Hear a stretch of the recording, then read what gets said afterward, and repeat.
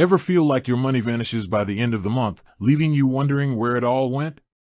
You're definitely not alone. It's a common frustration, that sense of losing control over your finances. But what if I told you there's a way to take charge, to know exactly where your money is going, and to even make it work for you instead of the other way around?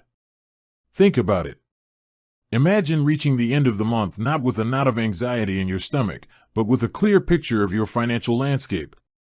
Imagine knowing you stayed within your limits, and maybe even saved a little extra. That peace of mind, that sense of control, that's what setting and tracking monthly spending limits can give you. Now, you might be thinking, budgets? Limits? That sounds restrictive and boring. And I get it. The word budget sometimes conjures up images of deprivation and endless spreadsheets. But I want you to reframe that.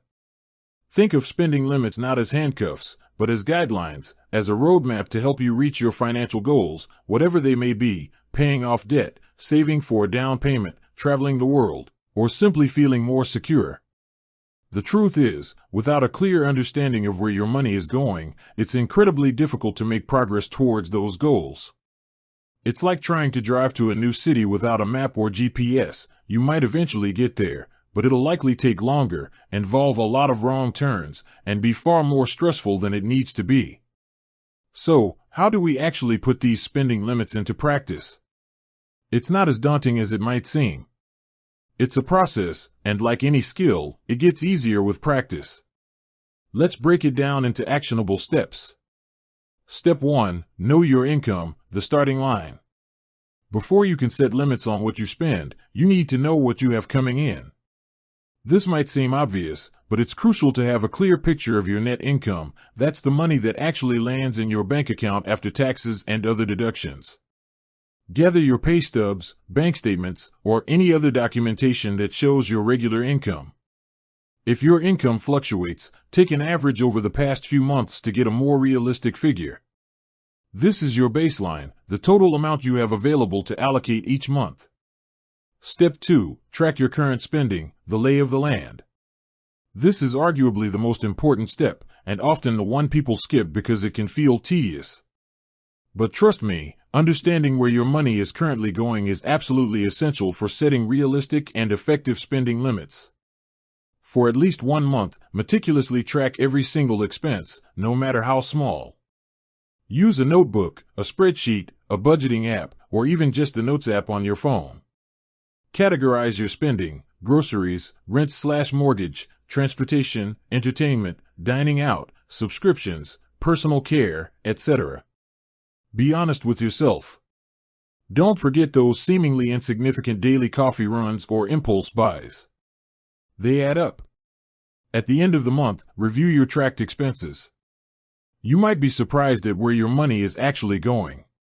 This step provides valuable insights into your spending habits and helps you identify areas where you might be overspending or where you can potentially cut back.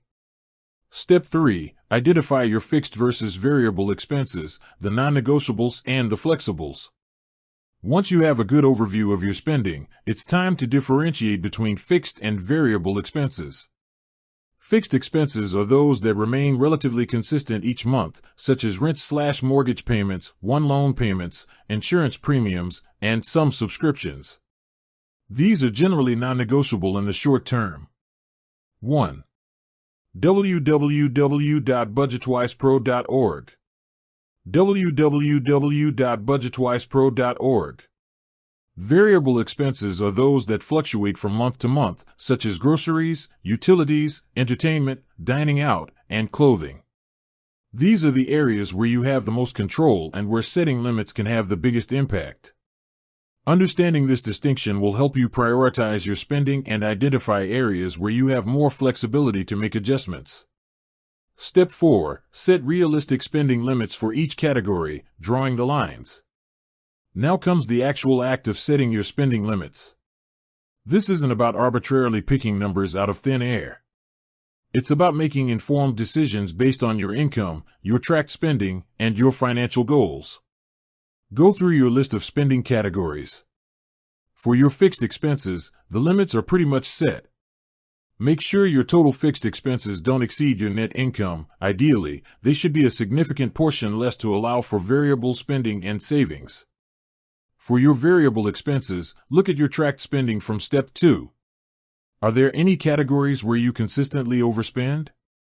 Are there areas where you could realistically cut back without significantly impacting your quality of life? Consider the 50/30/20 rule as a starting point, although you can adjust it based on your individual circumstances and goals. 50% for needs. This includes essential expenses like rent/mortgage, utilities, groceries, transportation, and minimum debt payments. 30% for wants. This covers non-essential spending like entertainment, dining out, hobbies, and shopping. 20% for savings and debt repayment. This is dedicated to building your savings, investing, and paying down any outstanding debt beyond the minimums. This is just a guideline. If you have a lot of debt, you might need to allocate a larger percentage to debt repayment. If you're aggressively saving for a down payment, you might allocate more to savings. The key is to create a plan that aligns with your priorities. Be realistic when setting your limits. Drastically cutting back on everything overnight is often unsustainable and can lead to feelings of deprivation. Start with small, achievable adjustments. For example, if you typically spend $400 a month on dining out, try reducing it to $350 for the first month. Step 5. Choose your tracking method, your monitoring system. Setting the limits is only half the battle. You also need a system for tracking your spending against those limits throughout the month. There are several methods you can use. Budgeting apps. Numerous apps are available that can automatically track your spending by linking to your bank accounts and credit cards. Many also allow you to set spending limits for different categories and send you alerts when you're approaching your limit. Popular options include Mint, Inab, You Need a Budget, Personal Capital, and Pocket Guard. Spreadsheets. A simple spreadsheet can be a powerful tool for tracking your spending. You can manually enter your expenses and create formulas to track your progress against your limits. This gives you more customization but requires more manual effort. The envelope system. This is a more traditional method where you allocate a certain amount of cash to different spending categories, e.g., groceries, entertainment, and put that cash in labeled envelopes. Once the envelope is empty, you can't spend any more in that category for the rest of the month. This can be particularly effective for controlling discretionary spending. Good old notebook. Even a simple notebook can work. Just make sure you're diligent about recording every expense and regularly comparing it to your set limits. With that said, thanks for watching and until next time.